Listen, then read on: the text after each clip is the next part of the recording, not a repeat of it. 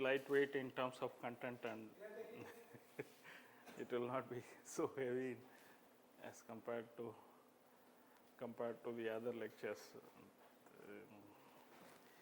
So it is always good to have a little lighter topics, but nevertheless it will be very.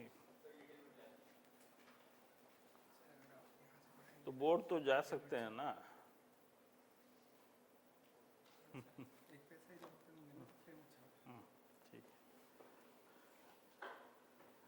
So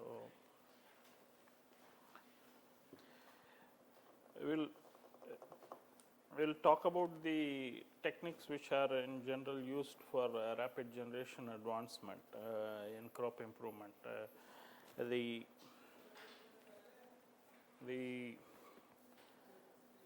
taken the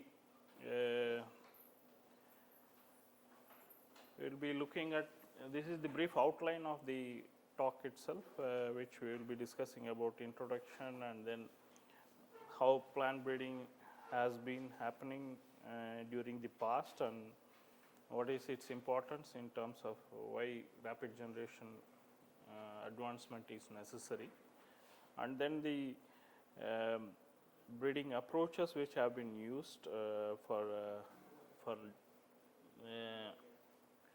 improving one or two traits which can help in faster development of varieties, and then the upcoming approaches which will be useful for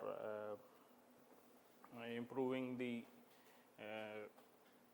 genetic gain as a whole, and then also in improving the turnover time. So in a conventional pedigree breeding, what we are looking at is we make this is how normally breeding happens in most of the crops, right? So we have two contrasting parents which are elite parents, possibly elite varieties which we use in the crosses, and then generate the F1s, and in F2 we grow a larger population. Most of the time the idea is to grow as large as possible, but many times due to resource constraint we are not able to grow that much.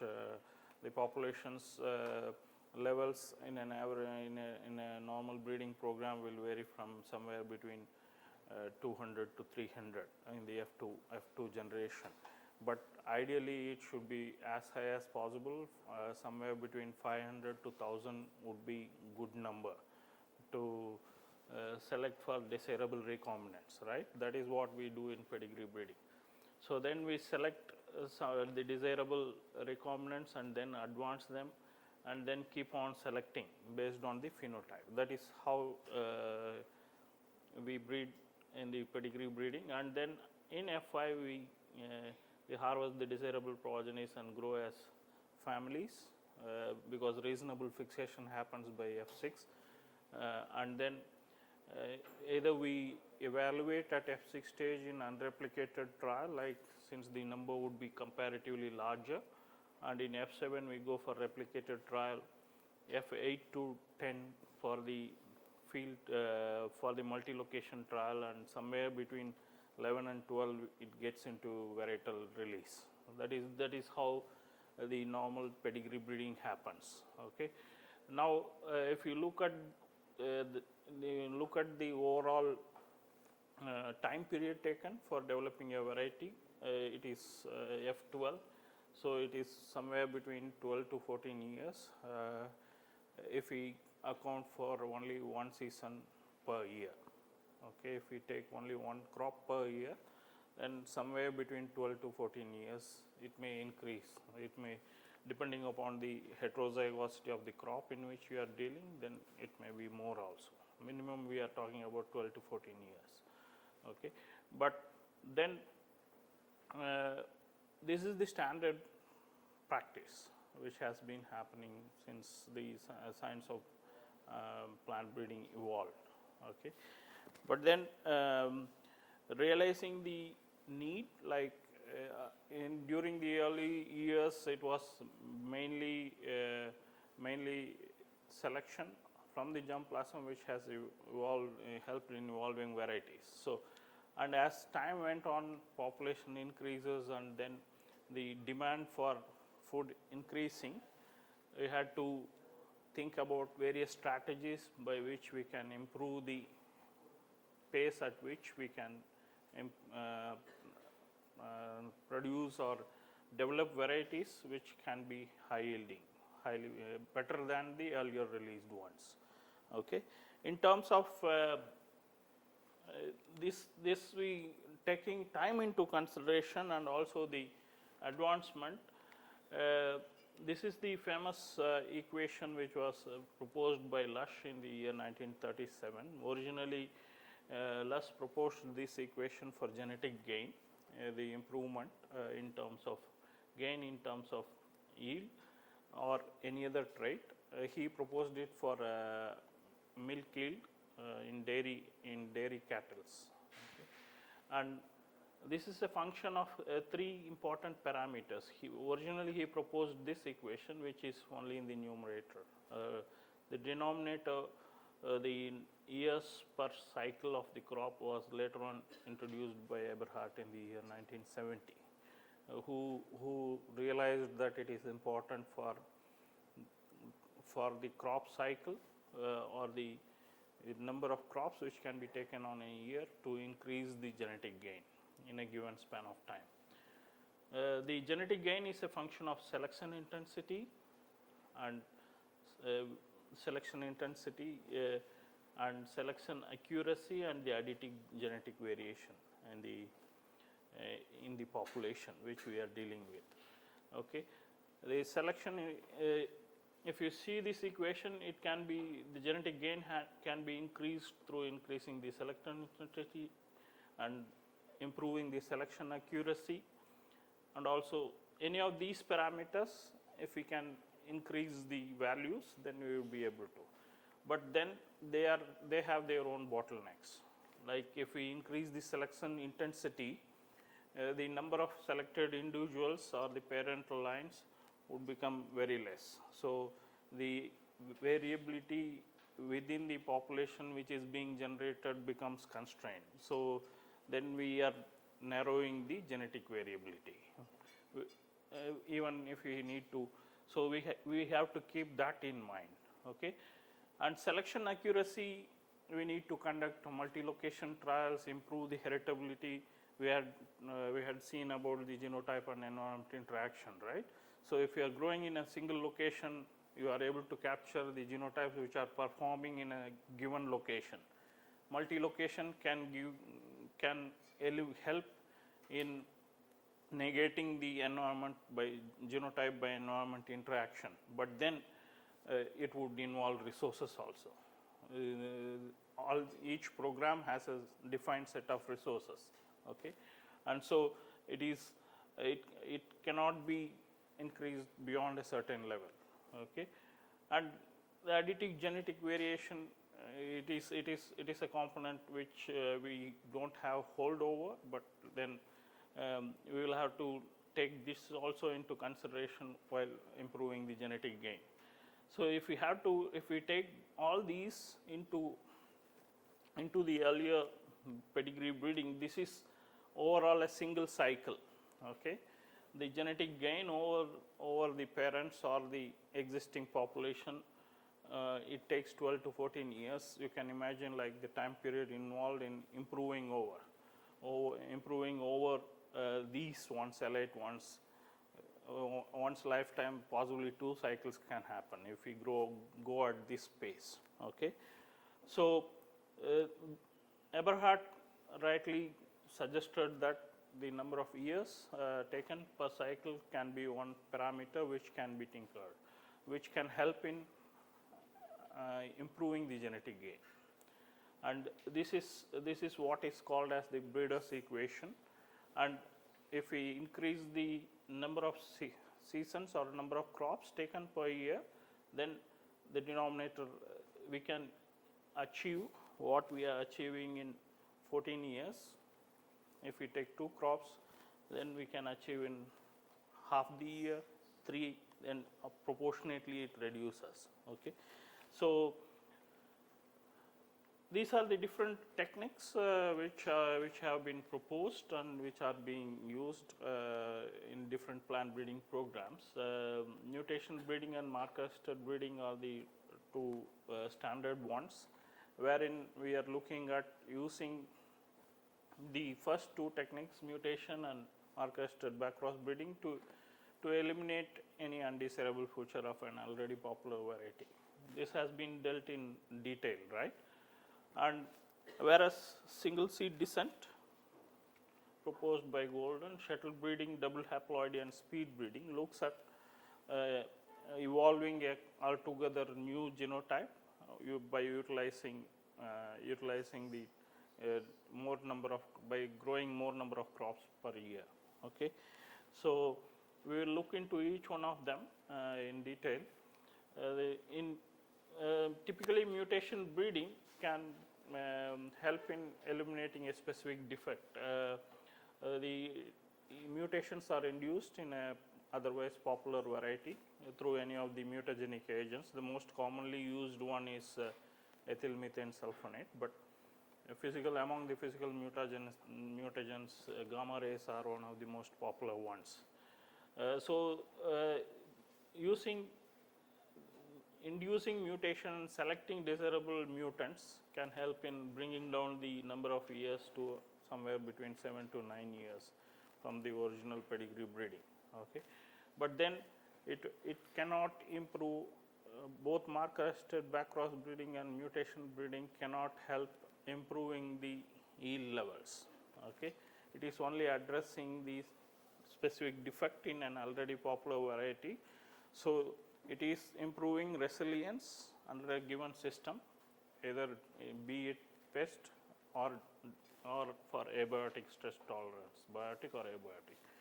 But so the example is Eldon Gano 1, which has released, which was produced through gamma ray induced mutation for UG99, a race of stem rust disease, which was becoming taking up epidemic proportions, especially in Africa. And a huge program went in addressing UG99 in wheat, because most of the cultivars which were available then were all susceptible to this race. And a global effort was mandated, wherein germplasm from across the world was sent to Kenya to screen them against UG99 race, and it was spreading, and it had spread from Kenya to Egypt to it was reported even parts of up to Iran. But then varieties which were able to resist or tolerate UG99 were available in different countries, India being one of the major contributors for that. We were able to contain that. But nevertheless, mutation breeding gives an option. The only thing is, when we create mutation in a given variety, the mutations induced are not only for the traits which we desire, but there will be several other mutations which is happening in the background. So we will have to eliminate those by selfing and then picking up only the ones which are desirable for us. Okay. The other way around, if we need to have complete isogenicity with the variety in question, then we make additional backcrosses also sometimes. This, if we create the mutation in a background which is already popular, but if we create a mutation in any other genotype and we need it in a different background, as has been dealt for herbicide tolerance the other day, Dr. A.K. Singh was mentioning about the herbicide tolerant traits. The tolerant mutant was identified in the background of Nagina 22. Then we follow a typical marker-assisted backcross breeding in order to introgress that trait from a donor parent into a recurrent parent, which is otherwise popular cultivar. This has been explained in detail, I suppose. The only point which we would like to take care is the recombinant selection the foreground, background, and phenotypic selection. Phenotypic selection is an important part. There are four different types of selection carried out. Foreground, for the foreground selection for the target trait using a gene-based marker or functional marker if possible, if it is available, or gene-linked marker or QTL-linked marker. Phenotypic selection is a question of identifying the phenotype more closer to the recurrent parent in the backcross 1F1 generation. Recombinant selection to eliminate any linkage drag associated with the target trait, okay, and then background selection for hastening or for improving the recurrent parent genome recovery in the backcross individuals, okay. So if you look at recombinant selection, I had specifically put in two places here. One is in BC1F1 and BC2F1. Okay, considering either flanks, okay, we had discussed this earlier also. To get a double recombinant, it is going to take higher number of population or the larger population in the BC1F1s. Now, you can imagine a crop where rice or wheat, where you can have multiple tillers, and then when you make a cross or back cross, you will get approximately on an average somewhere between 20 to 30 seeds per panicle. Even if you make 30, 40 panicles, you should be able to get a reasonably higher number of BC1F1s.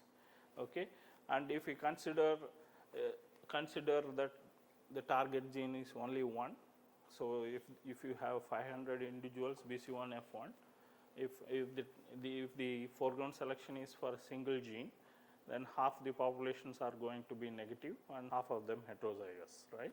So 250. Out of 250, based on phenotype, you can reduce the number based on the phenology, looking at the plant type, looking at the flowering duration, if possible grain type. All these will help in reducing the number further. Recombinant selection, so when it comes to recombinant selection, the number comes really down, and even at a recombination distance of 5 centimorgan, we are looking at identifying only 5 recombinants out of 100 individuals, right? So with 100 BC1F1 possibly positive out of 500 which was generated, we are looking at identifying only 5 recombinants on one flank, right? If it is another 5 centimorgan on the another flank, it would be another, for that flank it would be 5 individuals in that 100, okay. But if we have to get a double recombinant, so 5 by 100 into 5 by 100, it would be only 25 per 10,000. You cannot produce such a huge number for doing recombinant selection in the BC1F1, virtually impossible. So it is advisable, if possible, to do a recombinant selection on one flank in the first backcross generation and in the second backcross generation on the other flank, so that the recombinants can be identified within a manageable number. Now, the question is, we are talking about a single gene. If we take 4 genes, 2 blight, 2 blast genes in case of rice, then the proportion out of 500 would be 1:1:1:1. The 2 gene heterozygotes would be 1/4 of 500, which would be 125, right? And based on phenotype, it reduces further. So the numbers would really come down.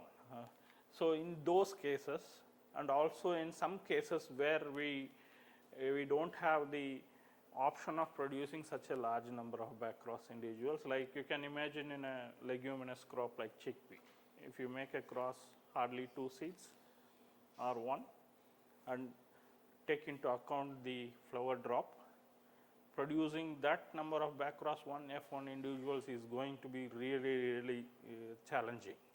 Under these situations, you can think about postponing the recombinant selection to F2 generation.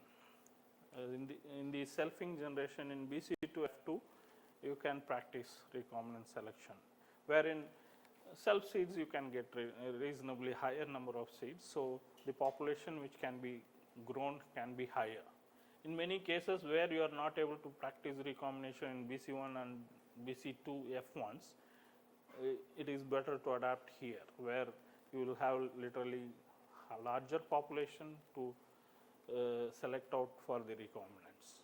Okay, it would depend upon the number of genes which are being transferred, the population size, the crop in question.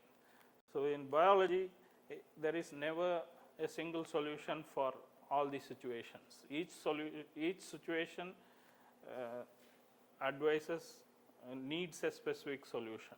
Okay, so if you are working in a particular crop, you are the best judge to judge what to do where, but you should have an idea of all the things about the crop, about the gene you are dealing with, about the drag if possible, because now with many traits which are mapped in different crops, you know the genomic location and also the associated genomic regions, which is good enough. So in some cases, if the donor parent is an elite genotype, if it is a good variety itself, okay, is a donor parent, then you need not think about linkage drag to a large extent. You need not worry about it. Okay, so if you have a good idea about the crop itself, it is a good situation to decide on what to do when.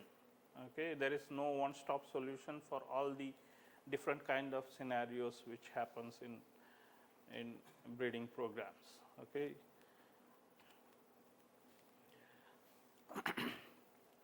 This we have been the earlier pedigree breeding, and then mutation breeding, and then marker-assisted.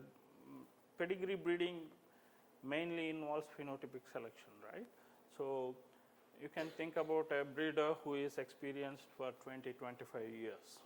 He can right away pick a variety. You can think about Dr. A.K. Singh.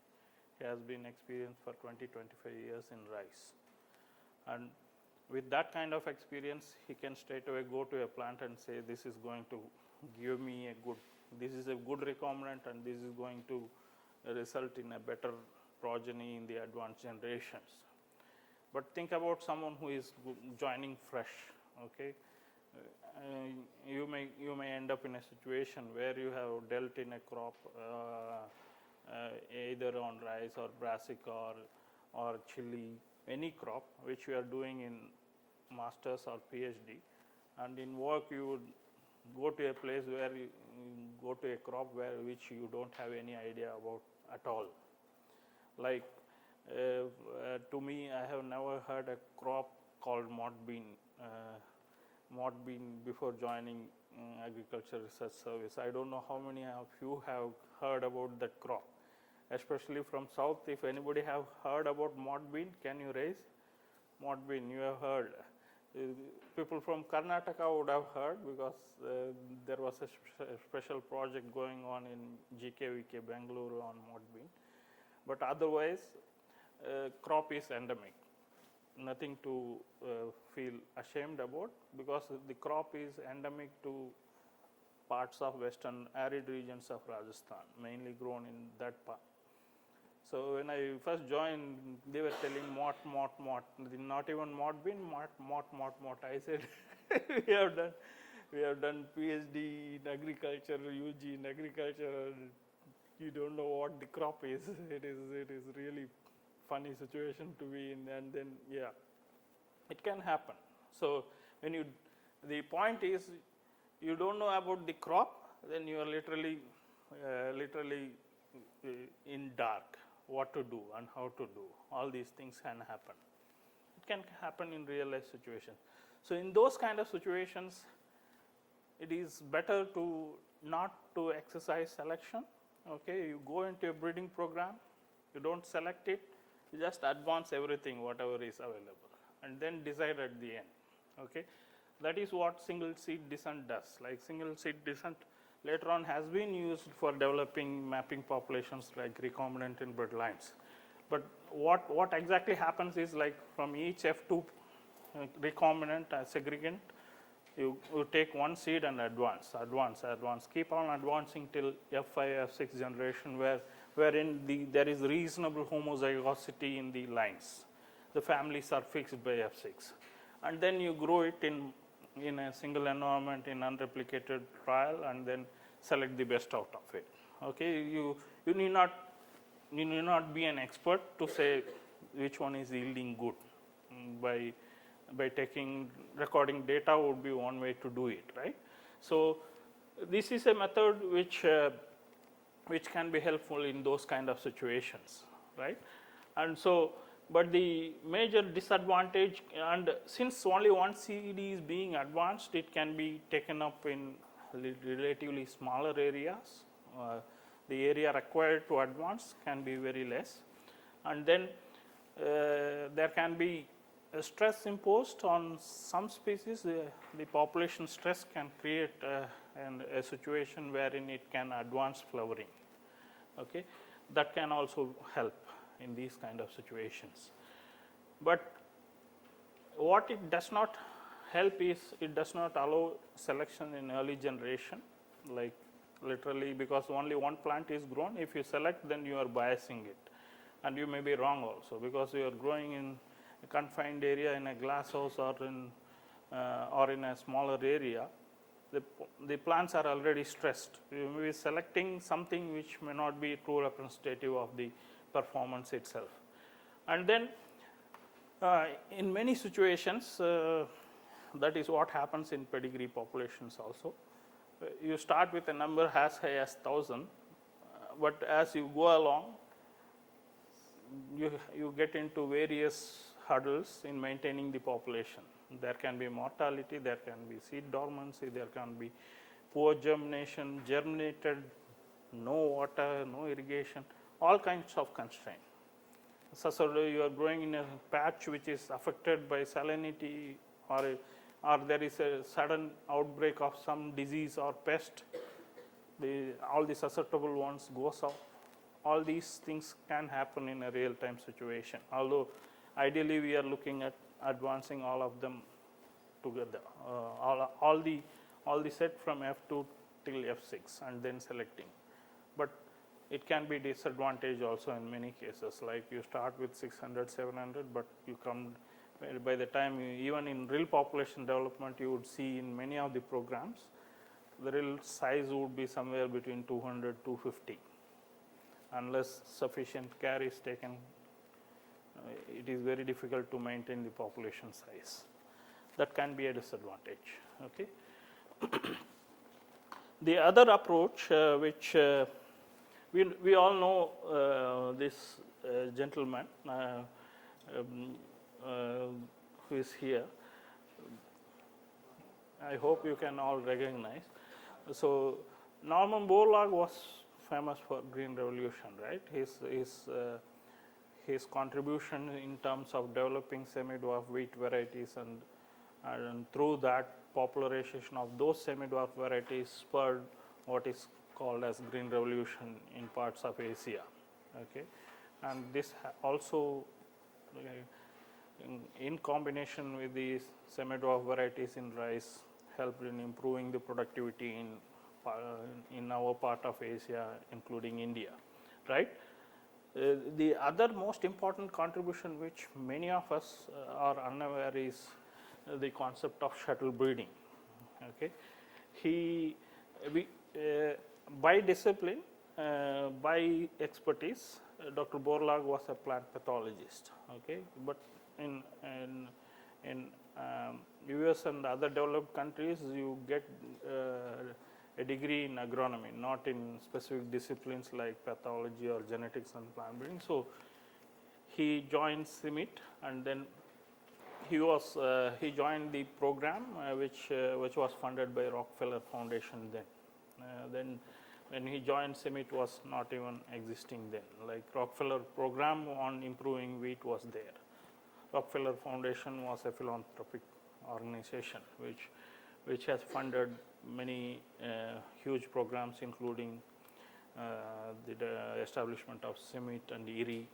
Okay, so he thought about the idea like he thought about the idea of till the point he joined the program. There was only one crop which was grown in these highlands, only one crop per year, and then literally nothing after that. Like you select and then you do whatever other parameters which can be possible in the lab, and then there is nothing else happening.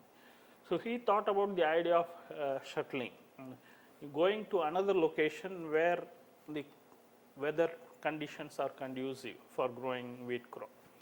So from Toluca, he moved to Obregon, okay, wherein it is this place is in the north, which is at sea level, and this is in the highlands. It is in the uphills. So in summer, it was the wheat crop was grown in the high altitudes, and during the winters, it was grown in the nearly at sea level. Okay. Although the idea was only Dr. Borlaug himself confesses the idea was only to take up 2 crops. Okay, but then the advancement happened very fast. Like 2 crops per year, you are almost reducing the time period to half, right? But then the 2 different conditions in which it was growing gave several advantages. The disease scenarios in both the situations were different. The soil conditions were different. The weather conditions, even though it suited wheat growth, but you have differences in day length, differences in rainfall pattern, differences in soil conditions. All these helped in developing developing what is called as a strategy wherein rather than simply speeding up the breeding process, it also helped in developing genotypes which are adapted to different situations, having wider adaptability. Okay, since selection was happening in both the locations. Okay, so this gave both genotypes or help developing varieties at half the time period, and then also with wider adaptability. Now we follow, especially in India, across the world that is the situation now, but in India the program which we have here in ICAR-IARI, the wheat, the lentil, rice program, we all have off-season nurseries which are important for shuttle breeding, we have our regional station in Wellington where we can grow 3 crops of wheat across the year. We have our regional station in Aduturai in Kumbakonam, which is an off-season facility wherein we can grow 3 or 4 crops of rice depending upon the duration. Minimum 3 can be taken up. Okay. So that helps in developing and hastening the process of breeding, but also in helping varieties which are adapted to wider situations, different situations. So it has been a double bonus, and also since the day length is different during summers and winters, you have varieties like, if we take the off-season facility there in Aduturai, the students from south would be knowing the crop which is grown in December will mature faster. It is hardly 4 months crop, right? Whereas the crop which is grown in August will take 6 months, even in eastern India. It is this situation. The advantage is during the regular Kharif season or monsoon season, you have varieties which are photosensitive, which will flower and which can take up the whole period. Whereas during the off season, the highly photosensitive ones wouldn't flower at all. They will not flower. But mild photosensitive ones, they can flower faster. Okay. So through this process of settling, a degree of photoinsensitiveness is also brought in to the varieties. Okay, it is possible to bring in that. So that is another advantage of shuttle breeding. Double haploidy helps in fixation of genotypes at a much faster pace, and the the major drawback is the recombination is limited to only one cycle of recombination, which happens in double haploids only in the F1 generation. So the variation is generated only in the first cycle of recombination. So it is very, very important to select the parents. The parents should be really appropriately selected, so that you are able to get the desirable recombinants within one cycle of recombination. And not all the genotypes in a given crop is responsive to haploid induction. Although there are techniques which are coming up, which are coming up in a very advanced techniques like SNH3 mediated haploid induction, but not all are equally responsive in terms of responding to it. It has been demonstrated in Arabidopsis, wherein SNH3 modification of SNH3 can help in inducing haploids, which can be used in fixing the genotypes at a faster rate. The different techniques which are used for producing double haploids, either through anther culture or ovule culture or specialized crossing techniques, wherein you cross with wheat into maize is done for inducing haploids in wheat.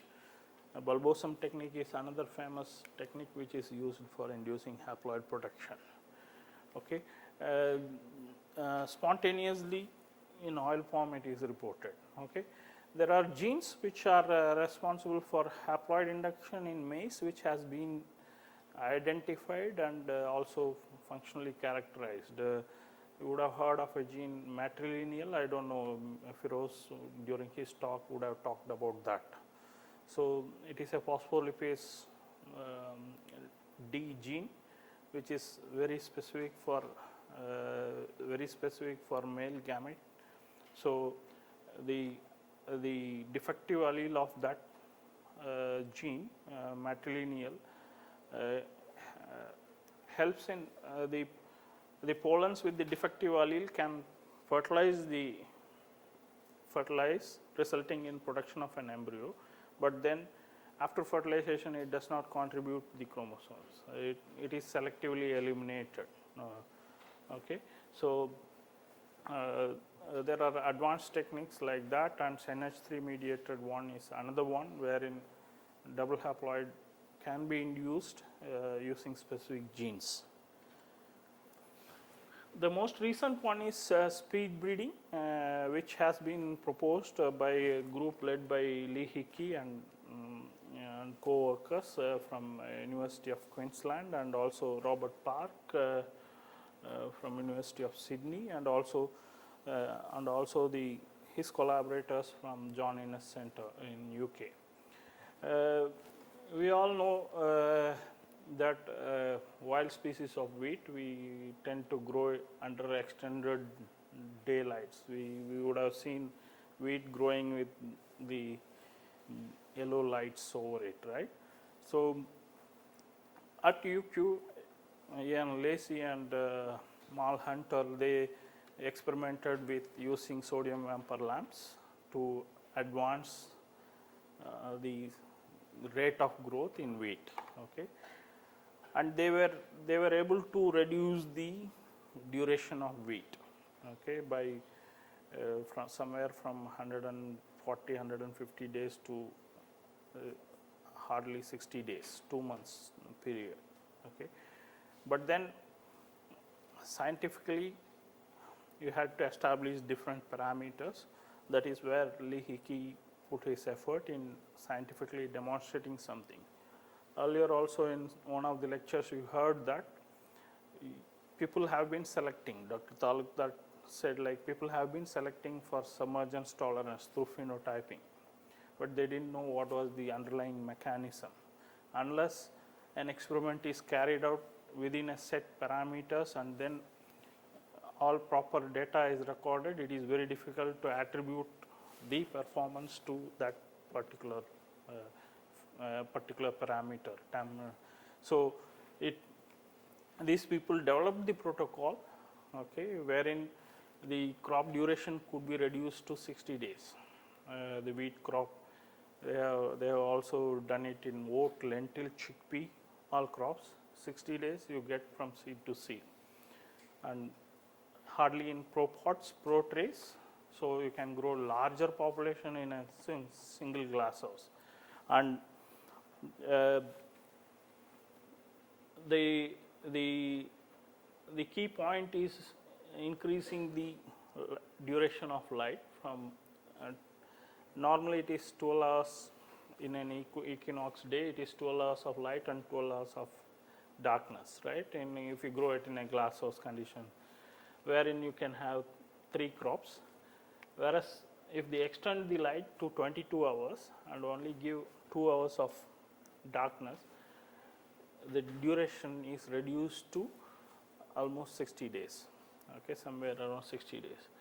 And so instead of taking 3 crops in a glass house, you can advance it to 6 generations. 6 crops can be taken in a single year, which means literally from F1, F2, F3, F4, F5, F6. You can fix the genotypes in a single year and then go for testing. Okay, so it basically involves single seed descent. Okay, but then using conditions, light and temperature and humidity to modulate the photo period in such a way that it advances the rate of growth. Okay. In addition to that, what they did was they looked into harvesting, like we have something called as physiological maturity, right? So the seed which has reached physiological maturity can give rise to a normal progeny, right? But then there are other parameters, moisture content and all those things which will possibly affect its germination. So they used incubators to harvest the seed, harvest the embryos at seed set 10 to 15 days. Normally it takes 30 days for the complete seed development, but then within 15 days you harvest and then use the incubators. Even though the seeds are shriveled, but then all you need to do is advance it, so you are not worried about the quality at that stage. So this proved to be a good one, and it works in spring wheat, winter wheat, durum wheat, spring barley, canola, all these crops. They have tested it and they have reduced the duration somewhere between 45. The flowering duration has reduced somewhere between 50 to even 30 in case of brachypodia. Okay, but this is the comparative picture. This is a crop which is 112 days after sowing, whereas the one which is grown in a speed breeding chamber or the glass house, it helps in reaching the flowering flowering phenology stage within 56 days. The seed set happens by then. This is another crop of spring wheat, and this is spring barley. So the crops are like miniature wheats. You don't need big ones, but you need seeds to advance it, just to fix it. Okay. The major limitations is it has not been so successful in case of crops which are photosensitive, rice, soybean. Although there are reports that amaranthus, it has been proved that it is good. It works in case of grain amaranth, but then in these crops it is yet to be standardized, the parameters. And in addition to this, the facility itself can be very costly, like the cost of these lamps would be very high.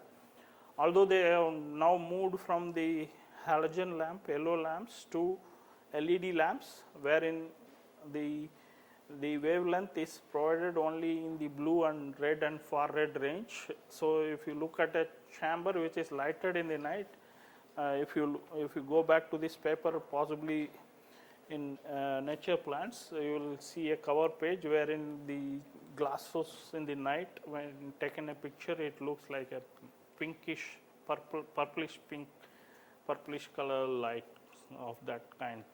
So the wavelength which is needed for effective photosynthesis is provided at a completely reasonable cost without generating heat. Sodium vapor lamps create a lot of heat and lots of energy is consumed. But now LEDs are available and they have gone on to the next generation with LED lamps and only providing wavelength which is necessary for the plant to grow, accelerated growth. Okay, and it needs a facility which can be controlled facility. Compared to shuttle breeding, the difference is shuttle breeding has its own advantage. It helps in capturing the genotype by environment interaction. When we grow in different environments, it helps in getting a genotype which is widely adapted. Whereas here it is grown in a single environment, literally fast paced. It may not be as adapted as possible. Okay, that is one concern. The second one is the cost involved is huge in this case. Whereas there also shuttle breeding also the seed transportation cost, growing the plants would be costly, but we are already adjusted to that kind of system, right? And then here there is no scope for selection to be exercised during the advancement, whereas there, but there is still scope because you can inoculate the plants and select for disease resistance or pest resistance, but the extent to which other phenotypic traits can be selected are still in question under this. And now we have an idea, a lot of idea about the methylation behavior, the methylation patterns affecting the plant growth in plants, right? Growth and development in plants. So when it is grown under a specific constrained environment, we don't know what the effects would be. But even though these things are there, they have already released varieties which have been developed through split breeding in Australia. There are examples which have been there. Each system has its own benefits and disadvantages. It is up to us to look at what is the cost benefit ratio and adapt it, right? Thank you. That's it for now. And if you have any questions, we can discuss now or later on, like you can, because I think the next resource person is also there. But if you have any burning questions, yes, you can ask.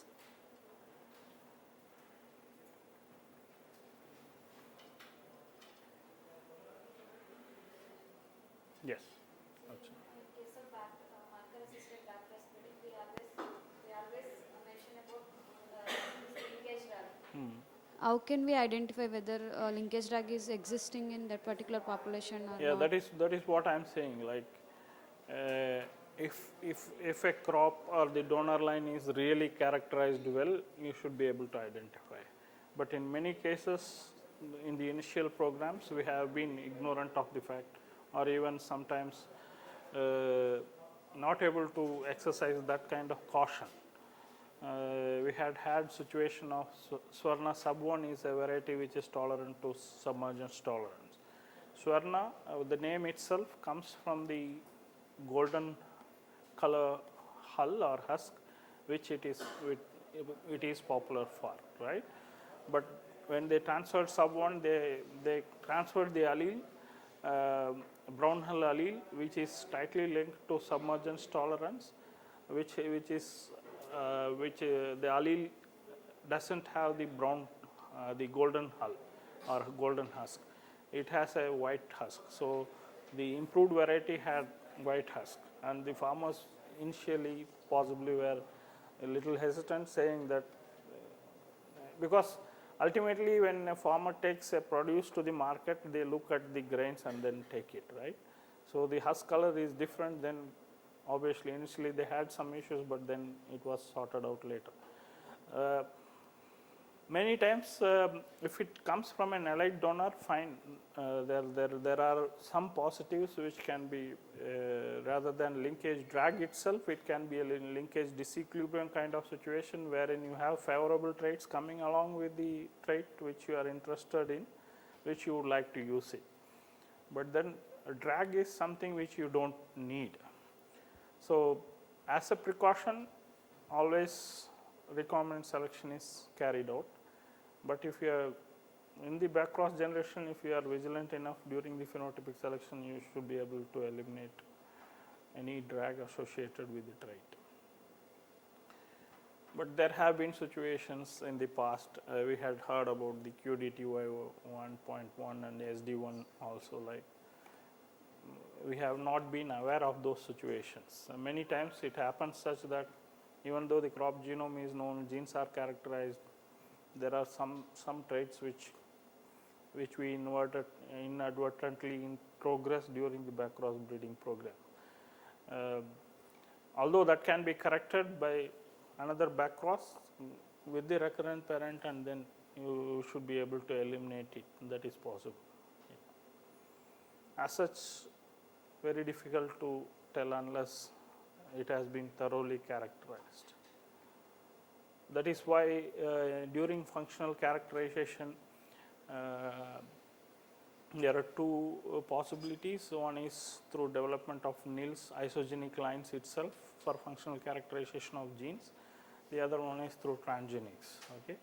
So if isogenic lines are developed, then it helps in addressing all these issues. If you have a perfect isogenic line for functional characterization of a particular gene, then you have already eliminated all the associated drags which are associated with the target gene or the target trait. Yes. Yes. Yeah. Sir, which can be the most appropriate technique for accelerating plant breeding program in fruit crops? In fruit crops. Yeah, because most of the techniques like shuttle breeding and speed breeding won't work there. So how can we decide? Speed breeding is one technique which can be very, very useful in perennial crops. But then Sir, but then there are some cultivars or there are some plants which are day neutral or short day plants, and how we will go? That is what, like, so in those cases it is the plants are grown such that it attains the stage at which floral induction can happen, and then you speed up the process. That is the only way you can do. You have to fine tune the parameters so that you encourage biomass production during the early phase, and then once there is sufficient biomass, you induce a short day condition, and then once again to induce the floral primordia initiation under short day condition, and then once again go back to longer days wherein you can advance it. This speed breeding technique, one of the major application can be in perennial crops. Perennial crops or even crops of longer duration, which would be very, very useful in the long run. But then it has to be standardized. We have seen papaya small plants producing fruits, guava, flowers, fruits. It is to be standardized for each crop species. Unless it is done, it is not possible. That is one. And as I said during the earlier discussion the other day, in the fruit crops, there is not much which has gone into fixing the genotypes in terms of homozygosity, because you have other means through which you can reproduce, cuttings, vegetative propagation. So that is an advantageous situation to be in. Like you can identify the stocks which are producing superior recombinants, and then cross with that, and direct F1 is your variety. You need not even think about fixing them further. But then if you have to map, or if you have to understand the trait, genetics of a trait, then you will have to get into developing homozygous lines and then doing it. Or if you know the recessivity and the dominance of the trait, the relationship. What you can do is you can, Dr. A.K. Singh also mentioned about crossing between two genotypes. You cross it with a genotype which is homozygous recessive for that trait, and cross the heterozygous one with the homozygous recessive one, wherein this kind of situation is called as pseudo test cross. It is not actual test cross. You don't develop the F1 and then back cross it to produce test cross, but then there are natural variants available which you use it for studying the segregation, and that. It is very popular in case of eucalyptus and populus, the pseudo test cross approach for mapping the traits. That is possible there.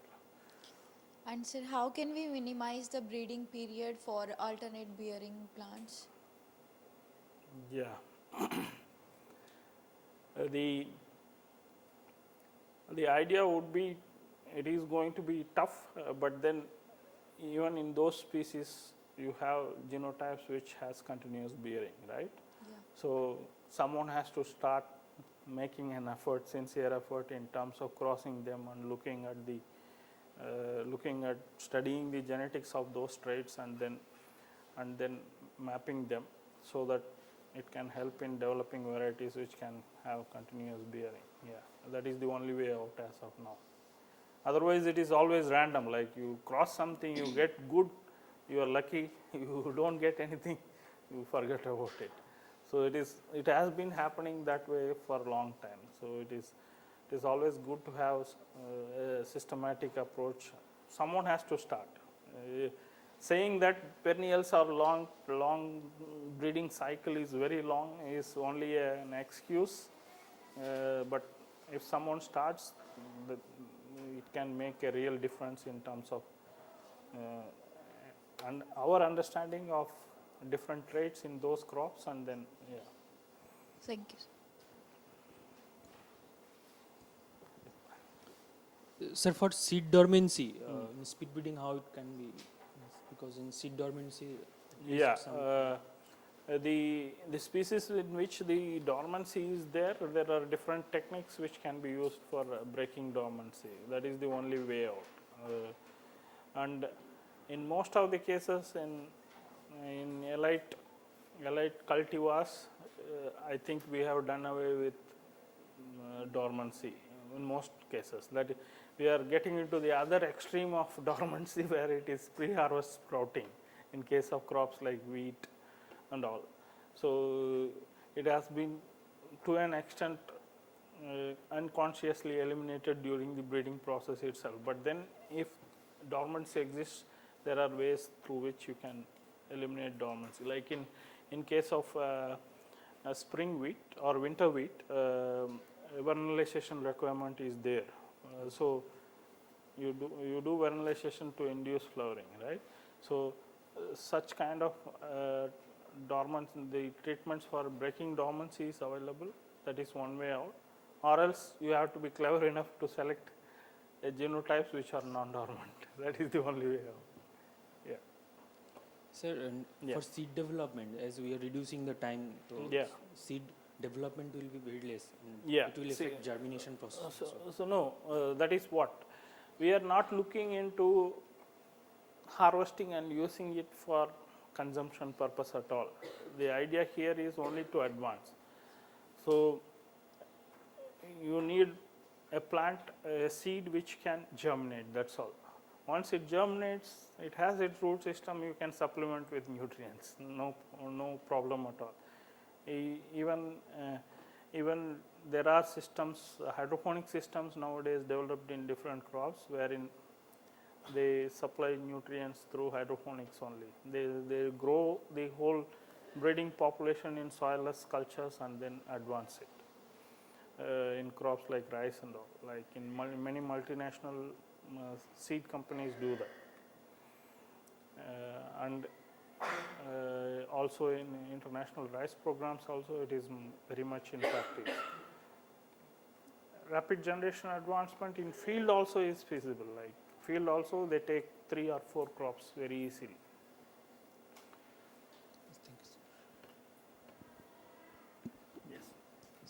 among the physical and chemical mutagen, which is the best for seed propagated species and vegetative?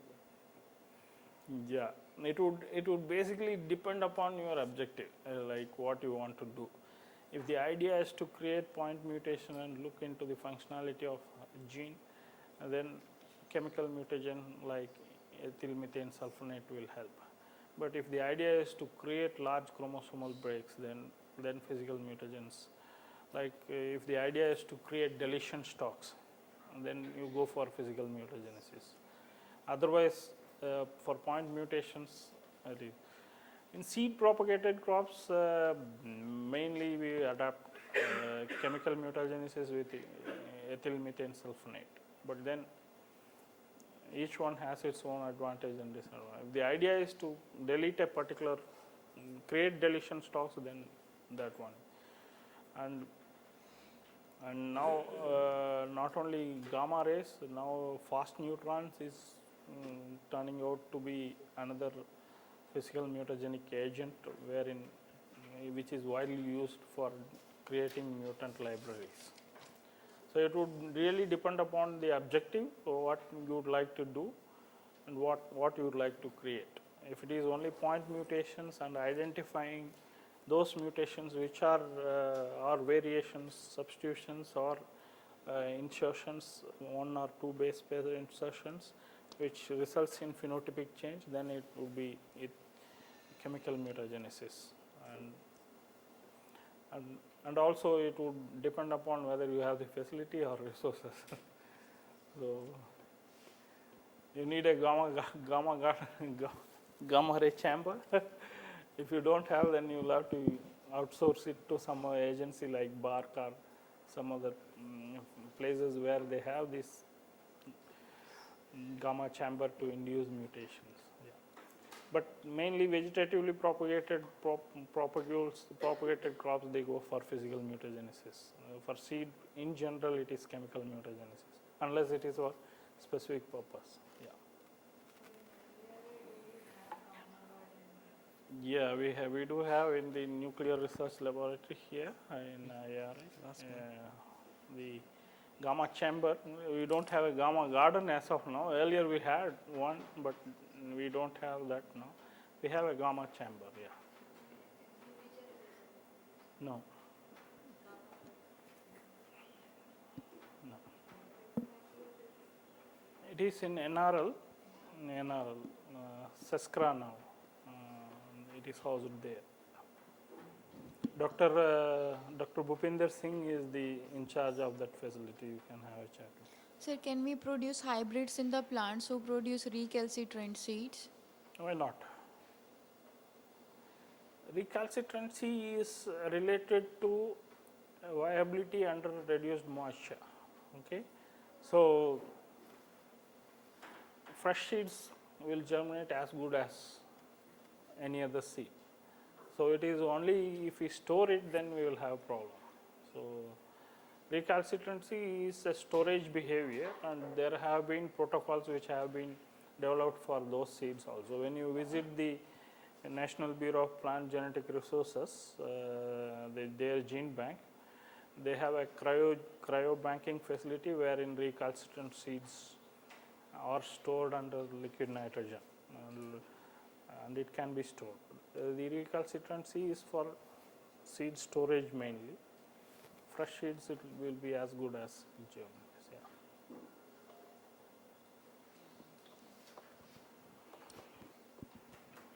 Sir, why we can get higher yield in case of mutation breeding than the variety we considered? Sorry? Higher yield in mutation breeding from the variety we considered for gamma radius. It is possible. If it is possible, but the idea is to eliminate the defect of a given variety. So if it is susceptible to disease, create a resistant version. It is not necessary that you won't get a high yielding one. But if the purpose is for getting higher yield, then yes, it is possible. It is possible. But the major objectives of the mutation breeding ones is to address a specific problem like shattering or susceptibility to a disease or pest. That is what you are looking at. But in many cases, you do get mutagenesis is a completely random process, you know. it is non-random actually. It is non-random and non-selective also, so it can happen anywhere. So it is only a question of hit and miss. But yes, we do have tools which the other day Dr. Amitabh was talking about, where you have site-directed mutagenesis. You know a specific gene which is governing a trait. If yield trait, then you can induce mutation and use it. Yeah, can induce mutation through site-directed mutagenesis or CRISPR-Cas9. Later on, you will have a talk on base editing as well by Professor P.K. Gupta. He will be talking about inducing mutations in bases by editing bases rather than the gene itself. So it is possible. I didn't mean that it is not possible. I meant if the idea is to eliminate a defect, then it is mostly tolerance to stresses or any specific trait. So yeah, even in marker-assisted backcross breeding, for that matter, if the donor is for high yield, then you can improve the yield. That is possible. Yeah. Sir, is there any technique for rice in field for RGA? In field, yes. Field condition. Yes. It has been. We have RGA for rice, which has been pretty much standardized. You grow the plants in very high density, and don't allow the tillers. You grow the panicles in raised beds and in high density, and try to avoid tillering by growing in either in high density, or if you transplant it, you cut and remove the side tillers. Then stress is induced. Stress is induced either due to high density plants in panicles, like you create raised bed nurseries. Normally we do that, right? So in that you take up sowing of the entire panicle at very close spacing, and this helps in inducing early flowering and also reducing the duration. So at ICAR-IARI and at Bangladesh Rice Research Institute, they are following this field RGA, wherein populations are grown at very high densities just for advancement. You just harvest a single panicle and advance it, that's all. Panicle to progenies at high density. There is, if you search for a paper on RGA in rice, you will be able to get. It is by Collard and co-workers from ICAR-IARI. They have written a paper on this. And also a very recent review in TAG by Joshua Cobb and his colleagues in theoretical and applied genetics, where they talk about genetic gain in public breeding programs. They discuss field-based RGS for rapid generation advancement in rice. In many crops which are major food crops, people are already doing it in one form or other, but for other crops which are less studied, it needs to be developed, like the parameters have to be developed to address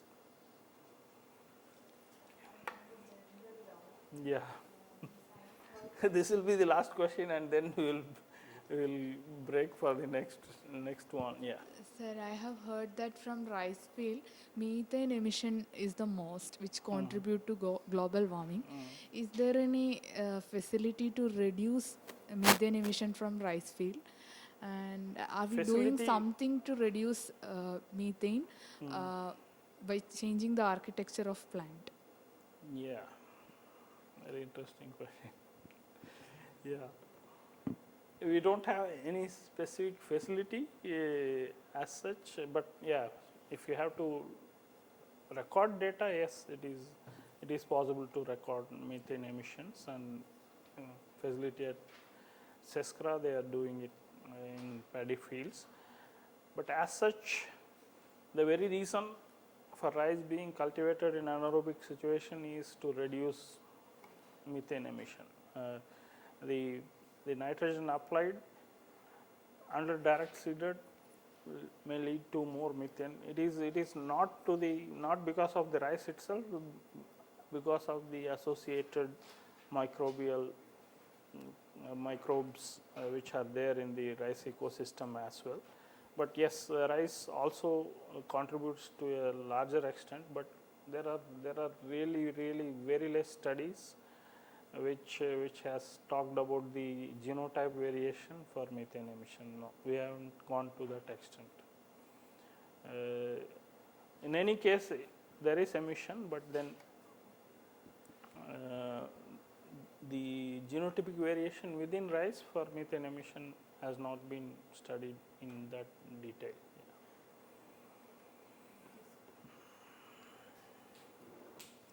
Yeah. There has been a minor revision, I think. Yeah, just 1 minute. We will break. Just 1 minute. Yeah. Actually, Dr. Rao was supposed to come. I don't know. उनका भी बुलाना था. ये रख लीजिए, no issue. और एक